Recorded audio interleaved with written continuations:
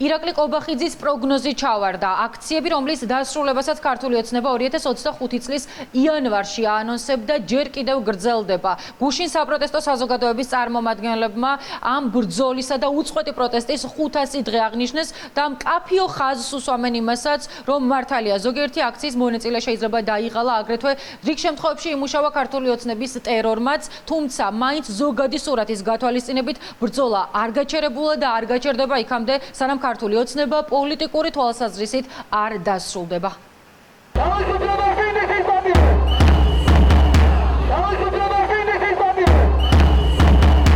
საქართველოს ისტორიაში ყველაზე ხანგრძლივ პროტესტს 500 დღე შეუსრულდა. მაშინ, როდესაც ციხეში უამრავი სინდისისა და პოლიტიკური პატიმარია, დანარჩენები თავს დანებების უფლებას არ აძლევენ. დარბევების, ფიზიკური, მორალური თუ ფინანსური ტერორის, ტროტუარზე დგომის გამო დაპატიმრების, დაშინებისა და მუქარის მიუხედავად საპროტესტო საზოგადოება ბრძოლას აგრძელებს.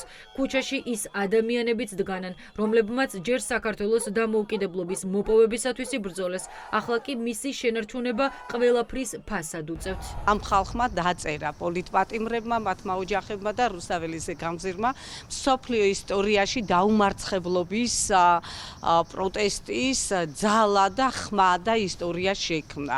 ამის გულისთვის ჩვენ მე პირადად, როგორც თამარ დადიანი, ძველი ეროვნული მოძრაობის წარმომადგენელი, გამარჯვებულად ვთვლი თავს. ბრძოლა უნდა იყო გაუყიდველი, ძლიერი და არ უნდა შეგაშინოს არც ბუნების შემოტევამ, არც კანონებმა, არც ტიტუშკებმა და არც არაფერი. ივანიშვილი ვერ შეგვაშინებს. ივანიშვილი საერთოდ არაფერი არის ფულის ტომარ. ბრძოლა 500 დღე არ გაჩერებულა. პარალელურად არ წყდება ტერორიც. ამის ფონზე დასავლურად განწყობილი საზოგადოების შემართება შეუმჩნეველი არც ქვეყანაში რჩება და არც მის ფარგლებს გარეთ. საქართველოს სტრატეგიული პარტნიორების პოზიტიური უკავშირი და გამოხმაურება აქტივისტების მართებას აორმაგებს. მიუხედავად საშინელი ზეწოლისა, მიუხედავად ადამიანების უსამართლო ციხეში გამოკეტვისა, მათი ცემისა, წამებისა, არაადეკვატური ჯარიმებისა, ხალხი მაინც აპროტესტებს ჩვენს ევროპულ მომავალზე უარის თქმას და 500 დღეა დგას ქუჩაში. ძალიან მნიშვნელოვანია, რომ ამას ვამჩნევთ არა მარტო ჩვენ, ხო ვინც აქ მონაწილეობთ, არამედ საერთაშორისო საზოგადოება და ამას მეტყველებს თუნდაც საერთაშორისო პრესის და საერთოდ ინსტიტუციების გამოხმაურება აი გუშინდელ დღეზე. 5 დღით მე არ ვიცნობ რუსთაველზე ადამიანს, ჯერჯერობით საბედიეროდ მე არ ვარ ეს მსხვერპლი, მაგრამ რომელიც 5 დღით არიჯდა ციხეში. ლექტორი, ქალი, მამაკაცი, ყველა კატეგორიის ადამიანი. ამიტომ ეს არის დიდი უსამართლობა, მაგრამ ამ ბრძოლას აქვს შედეგი და ჩვენ ამ შედეგს ვხედავთ. საერთაშორისო გამოხმაურების კუთხით და ასევე ქართული საზოგადოების მხარდაჭერის კუთხით. პროტესტის 500 დღე, შაბათის ტრადიციული მარში და აღდგომის ბრწყინვალე დღესასწაულის ერთად აღნიშვნის სურვილი. 11 მაისის შეკრებას ეს სამი მიზეზი და ერთი მთავარი უცვლელი მიზანი ჰქონდა: ძალისა და ერთობის დემონსტრირება.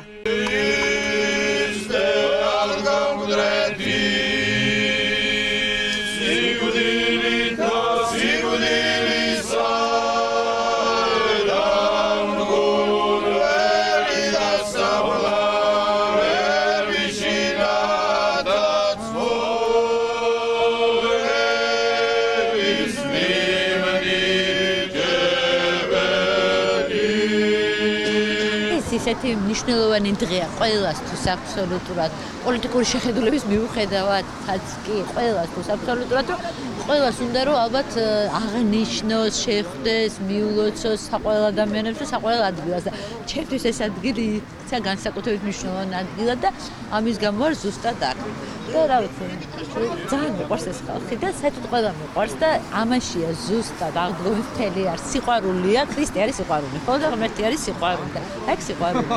უოსა აღდგომის ბრწყინვალე დღესასწაულს სრულიად საქართველოს და უსურვებ გამთლიანებას და პირველ რიგში რაღაც შერიგებისკენ გადადგმას ნაბიჯების შერიგებისკენ, ოღონდ გულისხმობ თანამოქალაქეების თორემ ვიღაც რუსებთან შერიგებას ხო ვერცერთი დღესასწაული და ახალი წელი დააღდგმა ვერ უშევ. თითოეული ის ადამიანი, რომელიც შემოქმედია ყოველდღიური პროტესტის, შაბათის მარშების, ჩაეშვა პროპაგანდა, რომ რამოდენიმე დღე მაინც გაეჩერებინათ პროტესტიო, მაგრამ აღდგომა ხო ეს არის, რა ვიცი, არა მხოლოდ საერო, არამედ ძალიან დიდი დღესასწაულია, რომელიც უნდა იყოს ასე ვთქვათ, ერთობის დემონსტრირება. ეს არის დღე, როდესაც იკეთებ გაიმარჯვა ბროტებაზე, უსურვებს საქართველოს ერთობას, გაერთიანებას, რაც მნიშვნელოვანია.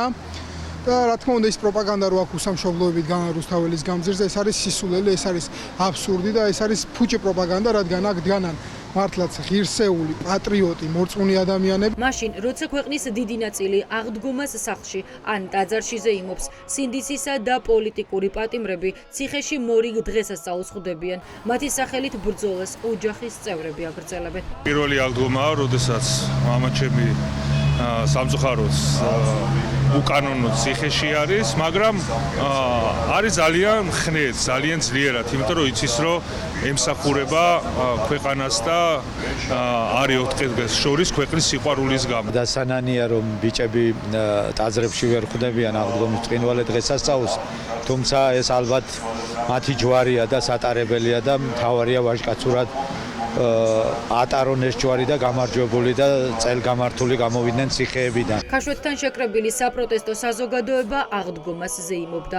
პოლიცია კი მიწისქვეშა გადასასვლელში გაკეთებულ წარწერებს დასდევდა. სწორედ ამას მიიჩნევენ მთავარ წყალგამყოფად მათსა და ქართულ ოცნებას შორის უწყვეტი პროტესტის მონაწილეები. თქვენ ხო იცით რომ ადმინისტრაციული სამართალდამღება არის? სამართლის სამართლება არის, მაგრამ კი ბატონო, სასამართლოში რომ მიჩივენ მაგის გამო სამართლებრივად გეკითხებთ, ეხლა ბრძანდით და დაინტერესების შემთხვევაში დაკავშირდებით. მიწისქვეშაში გაკეთებული წარწერების გამო ერთი იყო მშიერი ხალხის მაძღარი მთავრობა და მეორე იყო ნაწყვეტი მათეს სახარებიდან ნეტარ არიან სიმართლისათვის მებრძოლნი, რადგან მათია სასუფეველი ცათა. ამის დაწერის შემდეგ რომ ამოვედი მიწისქვეშიდან, პოლიციელებმა შემაჩერეს, გადამამოწმეს, მკითხეს მე დავწერე თუ არა, უთხოვე რომ მე დავწერე.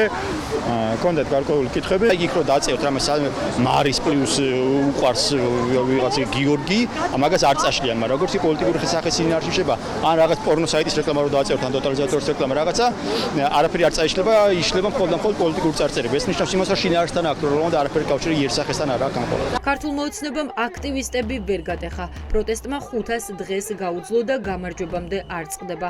არადა ირაკლი კობახიძე ჯერ კიდევ გასულ წელს აანონსებდა, რომ აქციები 2025 წლის იანვარს ვერ გასცდებოდა.